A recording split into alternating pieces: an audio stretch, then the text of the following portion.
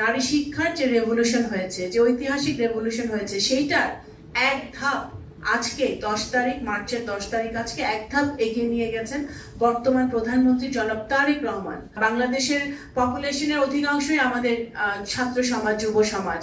এই ছাত্র সমাজ, যুব সমাজ আমরা যারা এখানে, আমার সামনে যারা বসে আছেন, আপনারা অনেকেই তরুণ। আমাদের একটা প্রধান দায়িত্ব হচ্ছে যে দেশনেত্রী বেগম খালেদা জিয়ার জীবনী আমাদের এই নতুন প্রজন্মের সামনে তুলে ধরা। উনি মানুষ হিসেবে কেমন ছিলেন, উনি রাজনীতিবিদ হিসেবে কেমন ছিলেন, উনি দেশের জন্য ওনার কি ত্যাগ, নেতাকর্মীদের জন্য ওনার কি ত্যাগ, এই সব কিছুই কিন্তু তুলে ধরতে হবে আমাদের। সেটা অত্যন্ত আমাদের জন্য এখন এই সময় অত্যন্ত গুরুত্বপূর্ণ একটি কাজ। দেশনেত্রী বেগম খালেদা জিয়া ওনার 1971 সাল থেকে, স্বাধীনতার সময়কাল থেকে, যেটা এই বইয়ে তুলে ধরা হয়েছে কিছুটা, ওনার মৃত্যুর আগ পর্যন্ত উনি দেশের মানুষের জন্য কাজ করে গেছেন। দেশে যখনই গণতন্ত্র হোঁচট খেয়েছে, এবং সবচেয়ে বেশি এখানে আমার মঞ্চে যারা বসে আছেন, তারা একসাথে ওনার সাথে মাঝে ছিলেন। আমার প্রয়াত বাবা কে মোবাইদুর রহমান সাহেব ওনার সাথে, ওনার একজন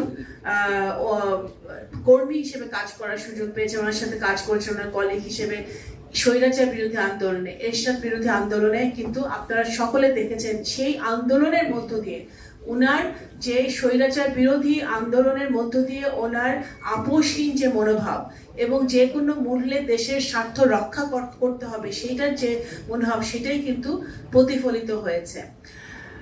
আজকে যদি দেশনেত্রী বেগম খালেদা জিয়া বেঁচে থাকতেন, উনি সবচেয়ে বেশি আনন্দিত হতেন যে আজকে আমাদের দেশের প্রধানমন্ত্রী জনাব তারেক রহমান, উনি আজকে বাংলাদেশে নারী শিক্ষার জন্য বেগম খালেদা জিয়া যেই ঐতিহাসিক সিদ্ধান্ত নিয়েছিলেন যে নারীদের শিক্ষা একেবারে ক্লাস 1 থেকে হাই স্কুল পর্যন্ত অবৈতনিক করা, তার মধ্য দিয়ে নারী শিক্ষার যে রেভলিউশন হয়েছে, যে ঐতিহাসিক রেভলিউশন হয়েছে, সেইটার এক ধাপ আজকে 10 তারিখ, মার্চের 10 তারিখ আজকে এক ধাপ এগিয়ে নিয়ে গেছেন বর্তমান প্রধানমন্ত্রী জনাব তারেক রহমান।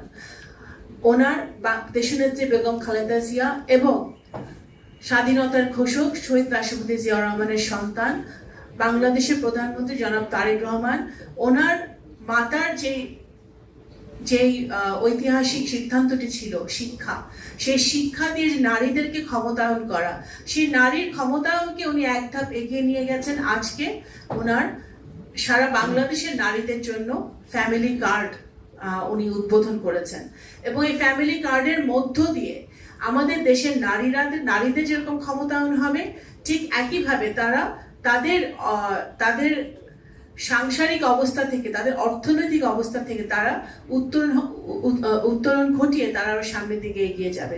তো সেই জায়গাটায় কিন্তু বাংলাদেশ জাতীয়তাবাদী দলের আমরা যারা নেতাকর্মীরা আছি, আমাদের একটি বিশাল গর্বের জায়গা, আমাদের যেটা সেলিম ভাই বললেন, আমাদের ইমোশনের জায়গা, আমাদের ভালোবাসার জায়গাটা হচ্ছে দেশনেত্রী বেগম খালেদা জিয়া। বাংলাদেশে অনেক বহু নেতা নেত্রী এসেছে আমাদের রাজনৈতিক ইতিহাসে, কিন্তু আমার মনে হয় দেশনেত্রী বেগম খালেদা জিয়া একমাত্র ব্যক্তি যে দল, মত, ধর্ম, বর্ণ নির্বিশেষে সকলেই তাকে শ্রদ্ধা করেছে, সকলেই তাকে সম্মান করেছে, সকলেই তাকে ভালোবেসেছে। তার যে তার শত্রু, সেও কিন্তু তাকে সম্মান করতে বাধ্য হয়েছে, তাকে শ্রদ্ধা করতে বাধ্য হয়েছে।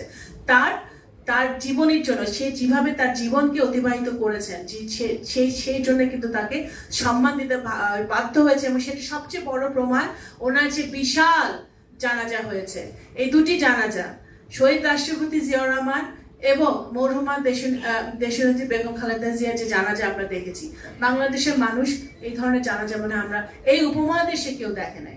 তো সুতরাং এইটাই প্রমাণ করে যে উনি কত জনপ্রিয় ছিলেন। গণতন্ত্র আমরা পেয়েছি, গণতন্ত্র রক্ষা করা আরো কঠিন।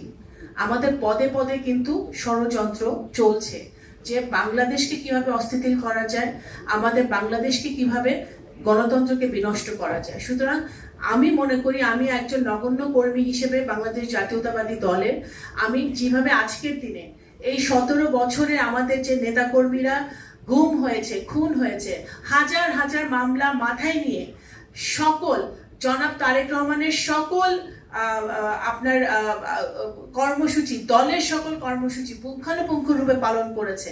এখনো হয়তো আহত অবস্থায় অনেক নেতাকর্মী বাড়িতে বসে আছে, তাদের সকল নেতাকর্মীকে আজকে আমি স্মরণ করি।